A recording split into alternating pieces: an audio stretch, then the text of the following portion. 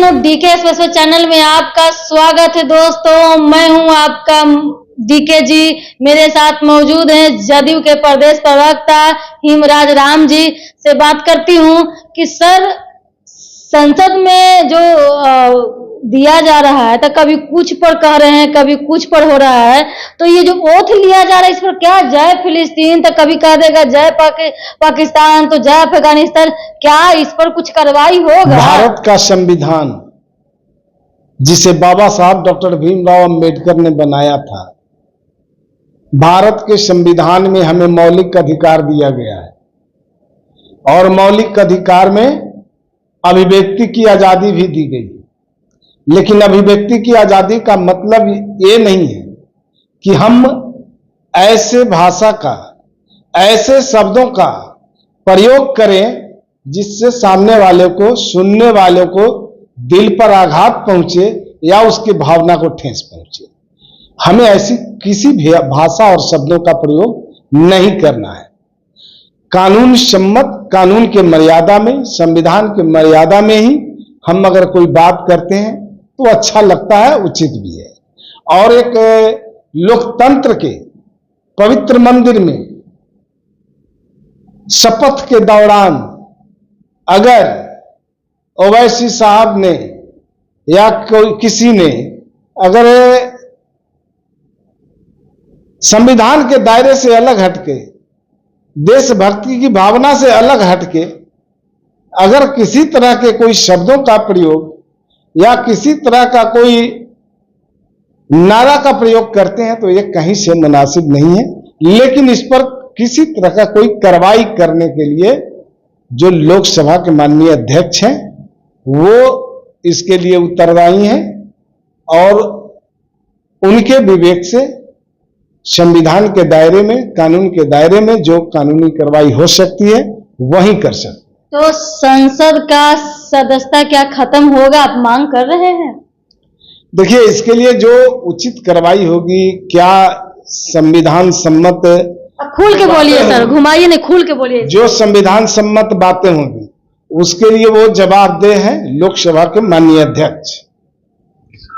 कोई अभी एक नेता बने हुए हैं सौरभ कुमार करके नाम का, जो आदरणीय बिहार के मुख्यमंत्री नीतीश कुमार जी से मिलते हैं सप्लीमेंट्री रिजल्ट को लेकर के बीपीएससी और एज रिलैक्सेशन में जो है अवधि को सीमा छूट दिया जाए, एज सीमा, तो उस चीज के लिए उम्र सीमा को छूट को लेकर के मिल रहे हैं, उस पर भी पेपर में भी आया, सब चीज बात विचार हुआ। क्या आगे क्या लगता है आपको? देखिए, जो कानून के दायरे में रह के जो काम होना है, जो नियम अनुकूल जो काम होना है वही होगा। जो नियम से बाहर होगा, नियमावली से बाहर की जो बातें होंगी उस पर कोई फायदा नहीं है कुछ भी करने से। लेकिन बिहार की सरकार, बिहार की जनता के हित के लिए, बिहार के युवाओं के लिए, बिहार के सभी वर्ग संप्रदाय के लोगों के लिए हमेशा चिंतित रहते हैं और उनकी भलाई के लिए, उत्थान के लिए, प्रगति के लिए हमेशा काम करते रहते हैं। और इस तरह की जो बातें हैं, जो विभागीय पदाधिकारी है, विभाग इसको देखेगा और उसमें जरूरत पड़ने पर सरकार अगर समझती है, विभाग अगर समझता है कि इसमें संशोधन की जरूरत है तो उस पर सरकार विचार करेगी। सर, आपके जानकारी में ये बात सर होगा कि जैसे पहले जो वैकेंसी निकलती थी टीचर का, तो अगर एक दिन पहले भी एग्जाम देगा तो उसको एक दिन का, 60 साल के पहले जो रिटायरमेंट होता है 2 दिन भी पहले लगेगा तो उसकी नौकरी जायज थी। लेकिन अभी भी कुछ देखे होंगे कि अब जो है जब से बीपीएससी आई है तो तब से एज सीमा को लेकर क्या मतलब कि शिक्षा विभाग में क्या मतलब उम्र सीमा होना चाहिए, जो पहले था वैसे रहना चाहिए? इसके लिए विभाग उत्तरदायी है, इसके लिए हम जवाब देने में अपने आप को मुनासिब नहीं समझते। तो सर, आपके पास भी आए होंगे शिक्षकगण हमेशा आते रहते हैं, आपके नजर में आते रहते हैं। आप एक तरह से जदयू के वरिष्ठ नागरिक हो गए हैं और वरिष्ठ प्रवक्ता हो गए हैं पूरा। तो इस तरीके से आपकी पूरी जानकारी होगी, जिस तरीके से केसी सर का पूरी जानकारी रहती है, तो आपको भी जानकारी सारा चीज होगी बिहार को लेकर के। उन तमाम जो है शारीरिक शिक्षकों वेतन के नाम से ये हो गया, या संविदा कर्मी जो अभी कुछ दिन में देखिए धरना पे एनएम वाली जो दीदी थी वो धरना पर थी आउटसोर्सिंग को लेकर के। ये क्या है समझ में नहीं आता है, संविदा कर्मी होना चाहिए या नहीं होना चाहिए, इस पर क्या कुछ आपका प्रतिक्रिया है? राज्य के जनता के हित में मुख्यमंत्री जी हमेशा चिंतित रहते हैं। उसके भलाई के लिए जितना अच्छा हो सकता है माननीय मुख्यमंत्री जी करते हैं और करते रहेंगे। और जो चाहे किसी भी विभाग का अगर आप उदाहरण ले लेंगे तो हर विभाग को यानी सरकार को चलाने के लिए एक नियम कानून है जो संविधान के दायरे में रह के काम करना पड़ता है, नियम के दायरे में रह के काम करना पड़ता है। उसी तरह सरकार के जो भिन्न भिन्न विभाग हैं उन विभागों को भी अपने नियम कायदे कानून के दायरे में रह के काम करना पड़ता है। जो नियमावली में होगा उसमें कहीं से कोई रोक नहीं होगा, उसको मिलना है। सर जो नया कानून नियमावली आया है सर, उस पर आप किस तरीके से आप देखते हैं? पहले कानूनी दृष्टिकोण से अगर आप देखेंगे तो पहले जो लोग न्याय के लिए न्यायालय का दरवाजा खटखटाते थे तो न्यायालय में केस इतना पेंडिंग रह जाता था कि जिसके वजह से लोगों को समय पर न्याय नहीं मिल पाता था। और कई ऐसे सेक्शन थे जिसका डेफिनेशन में परिस्थितियों के अनुसार आज स्पष्ट उसको परिभाषित करना मुश्किल था।